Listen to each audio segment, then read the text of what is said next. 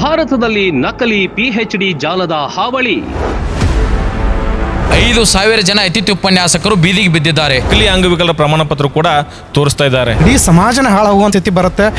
ಅವ್ಯವಹಾರ, ದುರುಪಯೋಗ, ಯಾವುದೇ ರೀತಿಯಾದಂಥ ವ್ಯವಸ್ಥೆಯನ್ನು ಪಾಲನೆ ಮಾಡ್ತಾ ಇಲ್ಲ.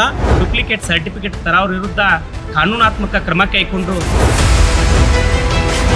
4-5 ಲಕ್ಷ ಕೊಟ್ರೆ ಸಾಕು ಒಂದೇ ವಾರದಲ್ಲಿ ಪಿಎಚ್ಡಿ.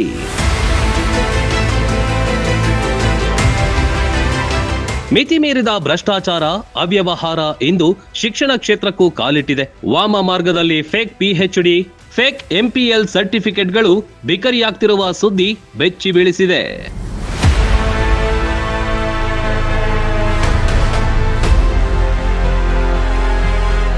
ಎಷ್ಟೋ ಜನ ಅತಿಥಿ ಉಪನ್ಯಾಸಕರೇ ಈ ದಂಧೆಗೆ ಬಲಿಯಾಗ್ತಿದ್ದಾರೆ. ಉಪನ್ಯಾಸಕ ಹುದ್ದೆ ಗಿಟ್ಟಿಸಿಕೊಳ್ಳಲು ನಕಲಿ ಪಿಎಚ್ಡಿ ಪ್ರಮಾಣ ಪತ್ರಗಳನ್ನ ಲಕ್ಷ ರೂಪಾಯಿ ಕೊಟ್ಟು ಪಡೆದುಕೊಳ್ತಿದ್ದಾರಂತೆ.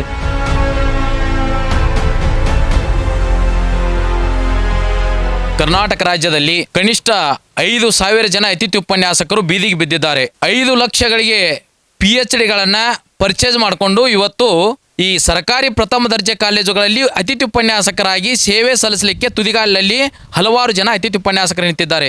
ಶ್ರೀಮಂತರು 5 ಲಕ್ಷ 6 ಲಕ್ಷ ಕೊಟ್ಟು ಫೇಕ್ ನಕಲಿ ಪಿಎಚ್ಡಿ ಪ್ರಮಾಣ ಪತ್ರಗಳನ್ನ ತೆಗೆದುಕೊಂಡು ಬಂದು ಇವತ್ತು ಈ ಅತಿಥಿ ಉಪನ್ಯಾಸಕರ ಹುದ್ದೆಯನ್ನು ಗಿಟ್ಟಿಸ್ಕೊಳ್ತಾ ಇದ್ದಾರೆ. ಸರ್ಕಾರ ಇದರ ಬಗ್ಗೆ ಕಣ್ಣು ಮುಚ್ಚಿಕೊಳ್ತಾ ಇದೆ. ಆದರೆ ಎಷ್ಟೋ ನಮ್ಮ ಅತಿಥಿ ಉಪನ್ಯಾಸಕರು 5,000 ಜನ ಅತಿಥಿ ಉಪನ್ಯಾಸಕರು ಇವತ್ತು ಬೀದಿಯಲ್ಲಿ ಬಿದ್ದಿದ್ದಾರೆ.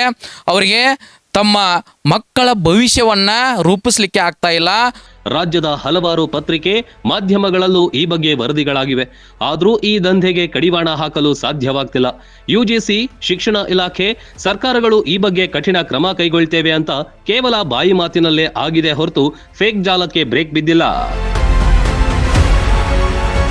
ಈ 2024-25ನೇ ಸಾಲಿನ ಅತಿಥಿ ಉಪನ್ಯಾಸಕರ ಒಂದು ನೇಮಕಾತಿಯಲ್ಲಿ ಅನೇಕ ಜನ ಅತಿಥಿ ಉಪನ್ಯಾಸಕರು ವಾಮ ಮಾರ್ಗದಿಂದ ಎಂಪಿಲ್ ಪದವಿಯನ್ನು ತೆಗೆದುಕೊಂಡು ಬಂದು ಎಂಪಿಲ್ ಪದವಿಯನ್ನು ತೋರಿಸ್ತಾ ಇದ್ದಾರೆ.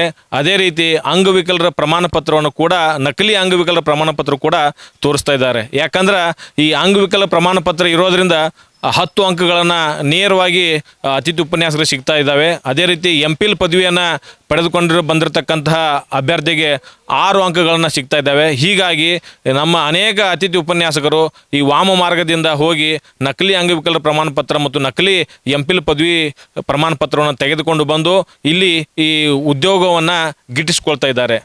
10-20 ವರ್ಷಗಳಿಂದ ಅತಿಥಿ ಉಪನ್ಯಾಸಕರಾಗಿ ದುಡಿದ ಹಿರಿಯ ಉಪನ್ಯಾಸಕರ ಸ್ಥಿತಿ ಇದೀಗ ಅತಂತ್ರವಾಗಿದೆ. ಒಂದು ಕಡೆ ಯುಜಿಸಿ ನಿಯಮಗಳ ತೂಗುಗತ್ತಿ ನೇತಾಡ್ತಾ ಇದ್ರೆ, ಹೈಕೋರ್ಟ್ ಆದೇಶಗಳು ಇವರ ಬದುಕನ್ನೇ ತಲ್ಲಣಗೊಳಿಸಿದೆ.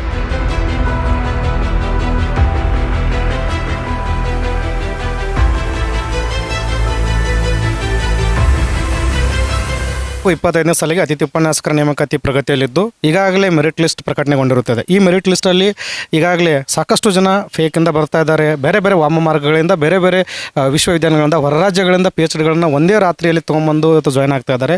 ದಯವಿಟ್ಟು ಸರ್ಕಾರ ಇವತ್ತು ಏನು ಮಾಡ್ತಾ ಇದೆ ಮತ್ತು ಸರ್ಕಾರದಲ್ಲಿರ್ತಕ್ಕಂಥ ಒಂದು ಹುದ್ದೆಯಲ್ಲಿ, ಮುಖ್ಯ ಹುದ್ದೆಯಲ್ಲಿ ಇರ್ತಕ್ಕಂಥ ಪ್ರಾಂಶುಪಾಲರುಗಳಾಗಲಿ ಅಥವಾ ಜಾಯಿಂಟ್ ಡೈರೆಕ್ಟರ್ಗಳಾಗಲಿ ಅಥವಾ ಮೇಲೆ ಇರ್ತಕ್ಕಂಥ ಕಮಿಷನರ್ ಆಫೀಸಲ್ಲಿ ಇರ್ತಕ್ಕಂಥವ್ರು, ದಯವಿಟ್ಟು ನಿಮಗೆ ಒಂದು ರಿಕ್ವೆಸ್ಟ್ ಮಾಡ್ಕೋತಾ ಇದ್ದೀವಿ. ಎಲ್ಲ ಅತಿಥಿ ಉಪನ್ಯಾಸಕರ ಪರವಾಗಿ ನಾವು ರಿಕ್ವೆಸ್ಟ್ ಮಾಡ್ಕೋತಾ ಇದ್ದೀವಿ.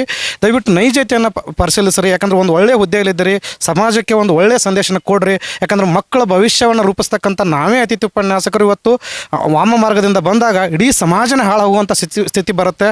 ದಯವಿಟ್ಟು ಆ ಹುದ್ದೆಯಲ್ಲಿದ್ದಂಥವ್ರು ನೀವೆಲ್ಲರೂ ಕೂಡ ದಯವಿಟ್ಟು ಒಂದು ನೈಜ ಮಾರ್ಗದಿಂದಲಿರೋರಿಗೆ ಅವಕಾಶಗಳನ್ನು ಕೊಟ್ಟು ಈ ಒಂದು ವ್ಯವಸ್ಥೆಯನ್ನು ಚೆನ್ನಾಗಿ ನಡ್ಸ್ಕೊಂಡು ಹೋಗಲಿಕ್ಕೆ, ಸುಗಮವಾಗಿ ನಡ್ಸ್ಕೊಂಡು ಹೋಗಲಿಕ್ಕೆ ದಾರಿ ಮಾಡಿಕೊಡ್ಬೇಕಂತ ಹೇಳ್ತೀನಿ. ಫೇಕ್ ಉಪನ್ಯಾಸಕರನ್ನ ತಡೆಗಟ್ಟಲು ಹೋರಾಟ. ನೈಜತೆ ಪರಿಶೀಲನೆಗೆ ಒತ್ತಾಯಿಸಿದ ಉಪನ್ಯಾಸಕರು. 2024-25ನೇ ಸಾಲಿನ ಪದವಿ ಉಪನ್ಯಾಸಕರ ನೇಮಕ ಪ್ರಕ್ರಿಯೆ ನಡೀತಾ ಇದೆ. ಈಗಾಗಲೇ ತಾತ್ಕಾಲಿಕ ಆಯ್ಕೆ ಪಟ್ಟಿ ಪ್ರಕಟವಾಗಿದೆ. ಜನವರಿ 20ರಿಂದ ಕೌನ್ಸೆಲಿಂಗ್ ಕೂಡ ಆರಂಭವಾಗಿದೆ. ಜನವರಿ 30ಕ್ಕೆ ಅಂತಿಮ ಆಯ್ಕೆ ಪಟ್ಟಿ ಬಿಡುಗಡೆಯಾಗುತ್ತೆ. ಈ ಸಲವಾದರೂ ಅರ್ಹರು ನೇಮಕವಾಗ್ಲಿ, ಅರ್ಹತೆಯ ಪ್ರಮಾಣ ಪತ್ರಗಳ ನೈಜತೆ ಪರಿಶೀಲನೆಯಾಗಬೇಕು ಅಂತ ಅತಿಥಿ ಉಪನ್ಯಾಸಕರು ಆಗ್ರಹಿಸಿದ್ರು. ಉಪನ್ಯಾಸಕರ ನೇಮಕಾತಿಯನ್ನು ಪ್ರಾರಂಭಿಸಿದೆ. ಅದರಲ್ಲಿ PhD ಹಾಗೂ MPhil ಮತ್ತು SET ಈ ಪರೀಕ್ಷೆಗಳಲ್ಲಿ ಬಹಳಷ್ಟು ಅವ್ಯವಹಾರ ಮತ್ತು ಅದರ ಒಂದು ದುರುಪಯೋಗ. ರಾಜಸ್ಥಾನ, ಉತ್ತರ ಪ್ರದೇಶ, ಮಧ್ಯಪ್ರದೇಶ್, ಛತ್ತೀಸ್ಗಢ, ತಮಿಳುನಾಡಿನ ಅನೇಕ ವಿಶ್ವವಿದ್ಯಾಲಯಗಳ ಹೆಸರಿನಲ್ಲಿ ನಕಲಿ ಪ್ರಮಾಣ ಪತ್ರಗಳು ನೀಡಲಾಗ್ತಾ ಇದೆ. ಕೆಲವು ವಿಶ್ವವಿದ್ಯಾನಿಲಯಗಳ ಅರ್ಹತೆಯನ್ನ ವಿಶ್ವವಿದ್ಯಾನಿಲಯ ನಿರ್ಬಂಧಿಸಿತು. ಆದರೆ ಈ ಬಾರಿ ಮತ್ತೆ ಸೇರಿಸಿದೆ ಅಂತಾರೆ ಅತಿಥಿ ಉಪನ್ಯಾಸಕರು.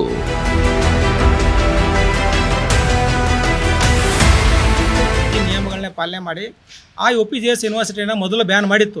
ಆ ನಂತರ ಇದೇ ರೀತಿ ಇನ್ನೂ 2 ವಿಶ್ವವಿದ್ಯಾಲಯಗಳನ್ನು ದಿನಾಂಕ 16ರಂದು ತನ್ನ ವೆಬ್ಸೈಟ್ನಲ್ಲಿ ಮತ್ತೆ 3 ವಿಶ್ವವಿದ್ಯಾಲಯಗಳು ತನ್ನ ಮಾನದಂಡಗಳನ್ನು ಅನುಸರಿಸಿಲ್ಲ, ಇವು ನಕಲಿ ಮತ್ತು ಇತರೆ ಅನುಚಿತವಾದಂಥ ವರ್ತನೆಗೆ ಅವರು ಪ್ರಚೋದನೆ ನೀಡ್ತಾ ಇದ್ದಾರೆ ಅಂತೇಳಿ ಈ 3 ವಿಶ್ವವಿದ್ಯಾಲಯಗಳು ಬ್ಯಾನ್ ಮಾಡಿತ್ತು. ಇದರರ್ಥ ವಿಶ್ವವಿದ್ಯಾಲಯಗಳು ಯಾವುದೇ ರೀತಿಯಾದಂಥ ಸರ್ಕಾರದ ಮಾನದಂಡಗಳನ್ನು, ಯಾವುದೇ ರೀತಿಯಾದಂಥ ವ್ಯವಸ್ಥೆಯನ್ನು ಪಾಲನೆ ಮಾಡ್ತಾ ಇಲ್ಲ. ಮತ್ತು ಈಗ ಇಂಥ ಒಂದು ವಿಶ್ವವಿದ್ಯಾಲಯಗಳಿಂದ ನಮ್ಮ ಕರ್ನಾಟಕದ ಅತಿಥಿ ಉಪನ್ಯಾಸಕರು ಹೋಗಿ ಈಗಾಗಲೇ 3 ದಿನದಲ್ಲಿ 4 ದಿನಗಳಲ್ಲಿ PhDಗಳನ್ನು ತಂದಿದ್ದಾರೆ. ಪ್ರಾಮಾಣಿಕವಾಗಿ ವಿದ್ಯಾರ್ಥಿಗಳ ಭವಿಷ್ಯ ರೂಪಿಸುವ ಉಪನ್ಯಾಸಕರೇ ನಕಲಿ ಪ್ರಮಾಣ ಪತ್ರಗಳ ಜಾಲಕ್ಕೆ ಸಿಲುಕಿದ್ದಾರೆ. 4-5 ಲಕ್ಷ ಕೊಟ್ರೆ ಸಾಕು, ಒಂದೇ ವಾರದಲ್ಲಿ PhD ಪದವಿ ಕೈಯಲ್ಲಿರುತ್ತೆ. ನಕಲಿ ಪ್ರಮಾಣ ಪತ್ರಗಳ ಮಾರುಕಟ್ಟೆಯೇ ಭಾರತದಲ್ಲಿ ನಿರ್ಮಾಣವಾಗಿದೆ.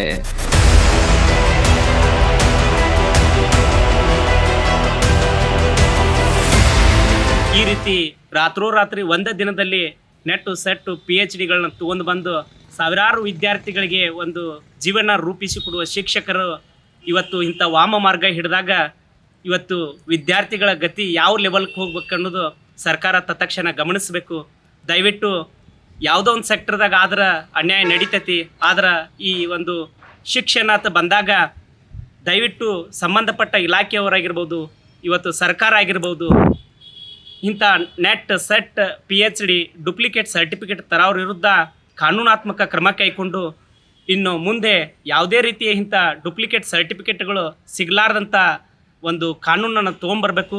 ಕರ್ನಾಟಕದ ಅದೆಷ್ಟೋ ಅತಿಥಿ ಉಪನ್ಯಾಸಕರು ಕಳೆದ ಬಾರಿ ಅರ್ಹತೆ ಹೊಂದಿರಲಿಲ್ಲ. ಈ ಬಾರಿ PhD ಪಡೆದಿದ್ದೇವೆ ಅಂತ ಅರ್ಜಿಯಲ್ಲಿ ನಮೂದಿಸಿದ್ದಾರೆ. ಹಾಗಾದ್ರೆ ಏಕಾಏಕಿ ಸರ್ಟಿಫಿಕೇಟ್ ಹೇಗೆ ಸಿಕ್ತು ಅನ್ನೋದೇ ದೊಡ್ಡ ಅನುಮಾನ ಮೂಡಿಸಿದೆ. 5,000 ಅತಿಥಿ ಶಿಕ್ಷಕರು ಮನೆಗೆ ಹೋಗುವ ಪರಿಸ್ಥಿತಿ ಇದೆ. ಸರಿಯಾದ ಭದ್ರತೆಯೂ ಇಲ್ಲ.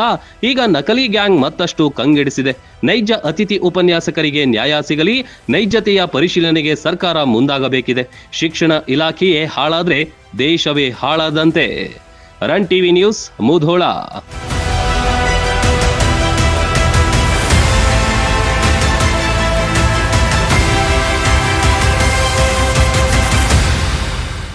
ರನ್ ಟಿವಿ ನ್ಯೂಸ್ ವಿಡಿಯೋಸ್ ನೋಡಲು ಸಬ್ಸ್ಕ್ರೈಬ್ ಮಾಡಿ, ಬೆಲ್ ಐಕಾನ್ ಪ್ರೆಸ್ ಮಾಡಿ.